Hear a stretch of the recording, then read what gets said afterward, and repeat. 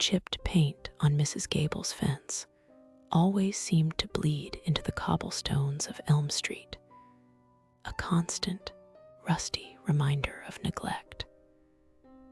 I'd passed her house 1,000 times, a rambling Victorian that sagged like an old woman under the weight of too many secrets.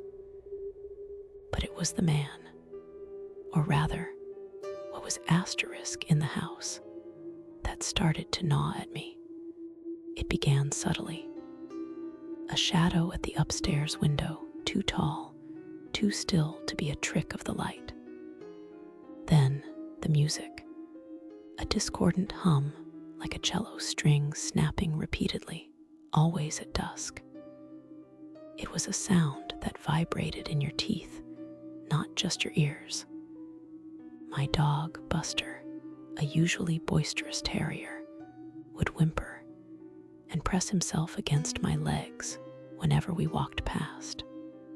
One evening, the hum was louder, more insistent.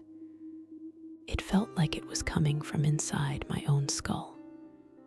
The streetlights flickered, casting long, skeletal shadows. I saw him then, standing on Mrs. Gable's porch.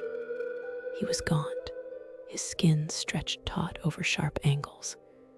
His eyes, when they met mine, were not eyes at all, but dark, fathomless pits. He didn't move, just watched. The humming intensified, a physical pressure in the air. I hurried home, a cold dread settling in my stomach. The next day, a strange package arrived for me. No return address, just my name scrawled in a spidery, uneven hand. Inside, nestled in brittle straw, was a single, tarnished silver locket. It was cold to the touch, unnaturally so. When I opened it, there was no picture, only a swirling, inky darkness. The moment I touched it, the humming started again, not from Mrs. Gable S., but from within the locket itself. That night, the dreams began. Twisted, suffocating visions of a darkness that wanted to consume. I saw the man from the porch, his face contorted in a silent scream, surrounded by that same inky void. I'd wake up gasping, the taste of dust and despair in my mouth. The humming became my constant companion. It pulsed through the day, a low thrumming that made me jittery, on edge. I stopped walking past Mrs. Gable's house, taking long detours, but the feeling of being watched never left. The locket lay on my bedside table, a black hole radiating a palpable malevolence. One evening, bolder than I should have been, fueled by a desperate need for answers, I crept back to Mrs. Gable S. The porch light was off, the house a black maw against the bruised twilight. The humming was deafening now, a physical assault. I could see movement in the upstairs window, a shifting, amorphous shadow.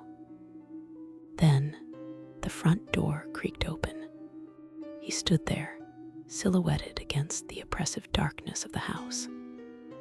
The humming pulsed from him, a visible vibration in the air. His mouth moved, but no sound came out, only that same discordant drone. He held out a hand, his fingers long and unnaturally jointed. In his palm, glinting dully, was another locket, identical to mine. And as I watched, paralyzed by a terror that froze my very soul, I saw the inky darkness within his locket begin to seep, slowly, inexorably, towards me. It wasn't just music, it was a hunger. My name is Aqeela, and you've just stumbled into the Aqeela Files. You think you're safe. You think that hum is gone. It's only just begun. Listen closely, because it might be the last sound you ever hear.